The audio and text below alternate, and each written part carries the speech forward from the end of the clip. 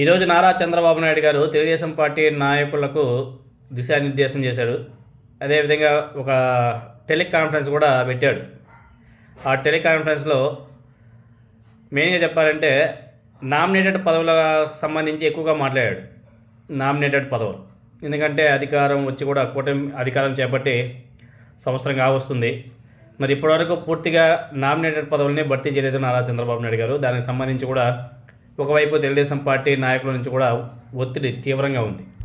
దానికి సంబంధించి ఈరోజు నారా చంద్రబాబు నాయుడు గారు టెలికాన్ఫరెన్స్లో కొన్ని కీలక వ్యాఖ్యలు కూడా చేశాడు. ఎస్పెషల్ చెప్పాలంటే వైఎస్ఆర్ కాంగ్రెస్ పార్టీకి సంబంధించి ఆ టెలికాన్ఫరెన్స్లో మంత్రులు, ఎమ్మెల్యేలు, ఎంపీలు అంటే తెలుగుదేశం పార్టీకి సంబంధించిన వాళ్ళు, అదేవిధంగా తెలుగుదేశం పార్టీకి సంబంధించి ముఖ్య నేతలతో కూడా ఆయన టెలికాన్ఫరెన్స్ నిర్వహించి కొన్ని మాటలు మాట్లాడాడు. ఆ మాటల్లో భాగంగా ఇవన్నీ కూడా ప్రస్తావించారు. అదేవిధంగా నామినేటెడ్ పదవులకి సంబంధించి కసరత్తు చేస్తున్నాం, పేర్లను సిఫార్సు చేయకుండా కొంతమంది నేతలు ఆలస్యం కూడా చేస్తున్నారు.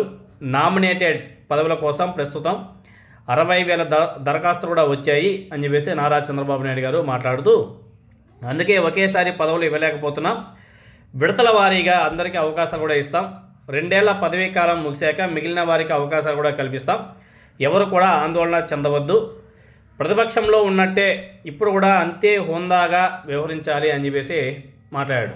అంతే హోందాగా అంటే ప్రతిపక్షంలో ఉన్నప్పుడు బూతులతో రెచ్చిపోయారు, ఇప్పుడు అదేవిధంగా రెచ్చిపోతారనేసే రెచ్చిపోమ్మని చెప్పేసే మేబీ అదేమో ఇండైరెక్ట్గా చెప్తున్నాడు నారా చంద్రబాబు నాయుడు. మీరు రెచ్చిపోండి, మందే అధికారం చూద్దామనేసి అంటున్నాడేమో. అదేవిధంగా తెలుగుదేశం పార్టీ నాయకులు ఏ స్థాయిలోనూ వైఎస్ఆర్ కాంగ్రెస్ పార్టీ నేతలతో సంబంధాలు పెట్టుకోకూడదు అని చెప్పేసి టెలికాన్ఫరెన్స్లో వాళ్ళ మంత్రులకి, ఎమ్మెల్యేలకు, ఎంపీలకు, కీలక నేతలకంతా కూడా నారా చంద్రబాబు నాయుడు గారు కొన్ని సూచనలు కూడా చేశాడు. మనం ఈ మధ్యకాలంలో మనం చూసాం, గంగాధర నెల్లూరు నియోజకవర్గంలో వైఎస్ఆర్ కాంగ్రెస్ పార్టీకి డైరెక్ట్గా ఇండైరెక్ట్గా మనం పనులు చేసే పరిస్థితి ఏ స్థాయిలోనూ రాకూడదని చెప్పేసి అక్కడ కూడా మాట్లాడాడు. అలా చేస్తే పాముకి పాలు పోసినట్లే అని చెప్పేసి కూడా చంద్రబాబు నాయుడు గారు కొన్ని వ్యాఖ్యలు కూడా చేశారు. ఈ వ్యాఖ్యల మీద వ్యతిరేకత రావడంతోనే వాటిని సరిదిద్దుకునే క్రమంలో నారా చంద్రబాబు నాయుడు గారు ఇంకో మాట అన్నాడు. ఎందుకంటే తన వ్యాఖ్యలను ప్రతిపక్షం వక్రీకరిస్తుందని చెప్పేసి కూడా టెలికాన్ఫరెన్స్లో నారా చంద్రబాబు నాయుడు గారు మాట్లాడాడు. గ్రూప్ రాజకీయాలకు తావివ్వకుండా మంత్రులు బాధ్యత కూడా తీసుకోవాలి, జిల్లా ఇన్ఛార్జ్ మంత్రులు వారి వారి జిల్లాలో పర్యటన కూడా చేపట్టాలి, 3 పార్టీల నేతలను, కార్యకర్తలను కలుపుకొని ప్రజాప్రతినిధులు ముందుకు వెళ్ళాలని చెప్పేసి కూడా మాట్లాడాడు. ఇలా ఉంది. ఏ పరిస్థితుల్లో కూడా వైఎస్ఆర్ కాంగ్రెస్ పార్టీకి మనం ఏమీ చేయకూడదు. ఎందుకంటే వైఎస్ఆర్ కాంగ్రెస్ పార్టీకి మనం మంచి చేశామంటే పాముకి పాలు పోసినట్టే అని చెప్పేసి నారా చంద్రబాబు నాయుడు గారు ఇంకొకసారి కూడా చాలా స్పష్టంగా వాళ్ళ నాయకులకు దిశానిర్దేశం కూడా చేశాడు. ఆయన ముఖ్యమంత్రి స్థాయిలో ఉండి అలా మాట్లాడడం ఎంతవరకు సమంజసమో మరి ఆయనకే తెలియాలి. అదేవిధంగా నామినేటెడ్ పదవుల కోసం నారా చంద్రబాబు నాయుడు గారికి పాపం తలా బొప్పి కట్టిపోతుంది.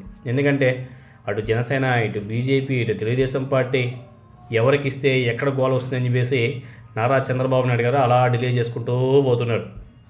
అది కూడా 2 సంవత్సరాలే అంట, మళ్ళీ మారుస్తాడంట. మరి పరిస్థితి ఏమిటో పాపం. నామినేటెడ్ పదవుల కోసం వెయిట్ చేస్తున్న వాళ్ళ లిస్ట్ ఏమో 60,000కు పైగానే ఉందంట.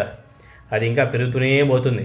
మరి ఎప్పుడు ఫిల్ చేస్తాడో, వాళ్ళకందరూ కూడా ఎప్పుడు న్యాయం చేస్తాడో నారా చంద్రబాబు నాయుడు గారు. మేబీ ఏదైతే సూపర్ 6 అమలు చేస్తున్నాడో నారా చంద్రబాబు నాయుడు గారు, సేమ్ అలానే నామినేటెడ్ పదవుల భర్తీ కూడా ఉంటుందేమో అని చెప్పేసి తెలుగుదేశం పార్టీ నాయకులు, కార్యకర్తలంతా కూడా మాట్లాడుకుంటున్నారు. చూద్దాం మరి.